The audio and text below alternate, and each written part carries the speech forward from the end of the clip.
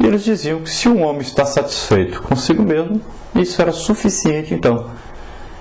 E, na maioria das vezes, eles detestavam os vícios. Já os epicureus, aqui era outro grupo, que vinha dos ensinos de Epícuro, era um filósofo grego, esse Epícuro, e era então mestre em Atenas desde o ano 307 a.C. Segundo o seu sistema, o grande fim da vida é uma vida de prazer. Ele admitia a existência de seres divinos, mas não acreditava que eles tivessem qualquer comunicação com os homens. A felicidade que eles procuravam era obtida pelo gozo da vida. Se alguns deles buscavam essa felicidade na tranquilidade, e a alegria de sua alma, poderia ser até pela prática da imoralidade ou da moralidade, para eles, tanto faz. O certo é que os outros procuravam, então, a maioria dos prazeres mais grosseiros, segundo seus apetites. E então o pecado se alastrava e eles diziam: você está feliz, está tudo bem. Então era baseado no prazer do corpo. Então nós sabemos que a verdadeira e perfeita felicidade somente pode ser alcançada por um viver de virtude e de pensamento, e pela prática da temperança, da gentileza, da compaixão, da gratidão e da amizade. Mas tudo isso com o amor de Deus derramado em nossos corações pelo Espírito Santo, e não de acordo com a sabedoria humana ou com a inteligência humana. Na verdade, todas as religiões, as falsas religiões, toda a falsa salvação, que é a salvação paralela à verdadeira, parece que a pessoa vai para o céu, mas vai para o inferno. Parece que está salvo, mas é condenado.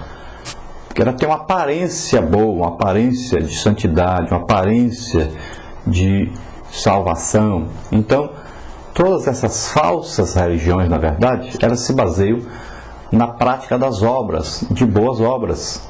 A mensagem do mundo, então, é a salvação pelas obras. Todas as denominadas aí grandes religiões, nós podemos colocar aí islamismo, budismo, hinduísmo, catolicismo romano, espiritismo, essas coisas, todos estão baseados numa salvação, ou numa compensação, ou num estado perfeito, tudo baseado através de obras, na prática de boas obras. Todos eles acreditam que é por merecimento. E isso afasta as pessoas de Deus, ao invés de aproximá-las de Deus. Nós não podemos nos justificar diante de Deus. Nós não podemos comprar a salvação. Deus nos dá a salvação gratuitamente, sem merecimento. É pela graça de Deus. Olha, o salário do pecado é a morte. Olha, você merece, você pecou, você merece um salário. O pecado, então, tem como salário a morte, o afastamento de Deus.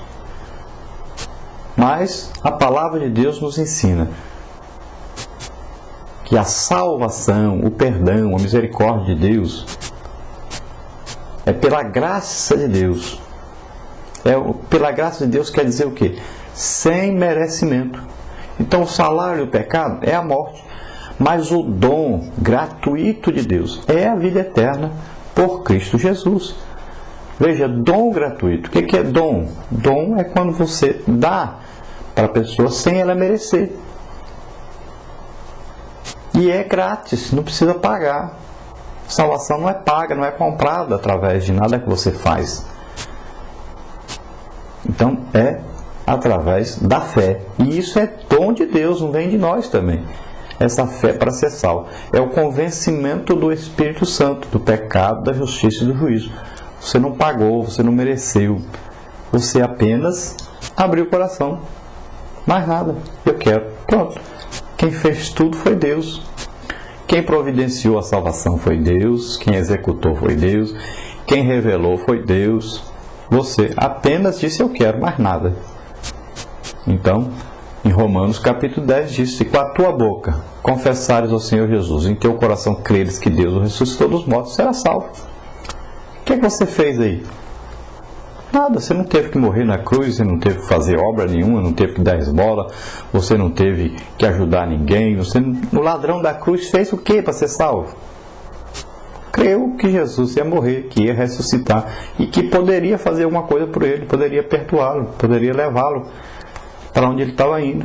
Só isso. Ele não fez nada, ele não desceu da cruz para dar esmola para ninguém, para ajudar ninguém. Ele foi salvo. E é assim que acontece. Então, é pela graça de Deus, é um favor imerecido. Paulo, em Colossenses 2,8, ele adverte para esses falsos ensinos, essas falsas filosofias. Então ele diz: tende cuidado para que ninguém vos faça presa sua por meio de filosofias e vãs sutilezas, segundo então a tradição dos homens, segundo os rudimentos do mundo e não segundo Cristo. Porque em Cristo, nele, habita corporalmente toda a plenitude da divindade. Então cuidado com filosofias, cuidado com vãs sutilezas, né? Cuidado com essas coisas. Às vezes o crente começa a estudar filosofia e aí a cabeça dele se enrola, ele acaba abandonando o evangelho. Ao invés de pregar o evangelho, começa a pregar filosofia. E a filosofia vai levar você para longe de Deus e não para perto. A filosofia leva para o princípio de todas as coisas baseadas no homem, na sabedoria humana e não em Deus. Tome cuidado. Estudar é bom, mas cuidado. Pregar é diferente de você transmitir filosofia. A pregação parece loucura para aqueles que perecem. Na pregação, você não está ali transmitindo sabedoria humana, conhecimento humano. Pelo contrário, você estará transmitindo a palavra de Deus. Você estará transmitindo aí a cruz de Cristo, o sofrimento de Jesus. E não os ensinos dos homens. Cuidado com isso, porque senão você vai para o rumo errado. E aí não tem jeito de Deus trabalhar. Não tem jeito de haver salvação. Não tem jeito de haver arrependimento. Às vezes existe até uma conversão à religião, mas não a legítima salvação, não o legítimo arrependimento. Então a mensagem é da cruz, não é da filosofia, não é da sabedoria e conhecimento humano. Então só em Jesus habita corporalmente, então, toda a plenitude da divindade. Em Jesus. E em mais ninguém, e em mais nada, em nenhum outro tipo de ensino. Então a Bíblia diz para nós que os judeus pedem um sinal, os gregos querem sabedoria.